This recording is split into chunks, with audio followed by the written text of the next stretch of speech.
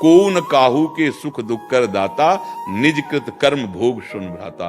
अपने ही कर्म हमको दंड देते हैं, अन्यथा कोई नहीं दे सकता। और ये पक्का विश्वास समझ लो कि एक कटु वचन भी कोई हमें व्यर्थ में नहीं बोल सकता।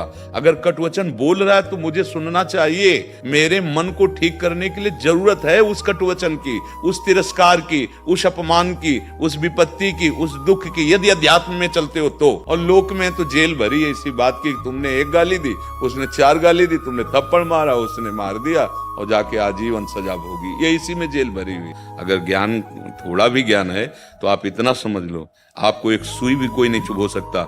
जब तक हमारे शरीर को दंड का विधान नहीं हुआ तब तक ऐसा नहीं होगा। हमारे दंड देने के लिए कोई निमित्त बनेगा। कभी कोई काल पे अंगुली नहीं उठाता, काल निमित्त बना देता है। वो ऑपरेशन बिगड़ गया, वो ऐसा हो गया, वो वैसे नहीं। अवश्य में भोक्तव्यम कृतम कर्म शुभाशुभम, भगवान कह रहे हैं। तो हमें लगता है कि अगर हमें लगन लग जाए तो क्या हम अपने घर में प्रभु का भजन निरंतर नहीं कर सकते? राधा राधा राधा राधा राधा निरंतर भजन हो सकता, पर लगन नहीं लगती।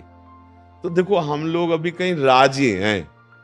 ऐसे हम भगवत प्राप्ति चाहते हैं कि मनमानी को भोग भोगते रहे, थोड़ा बारा नाम हम जप ले और ऐसे ही भगवान कृपा करके मिल जाए।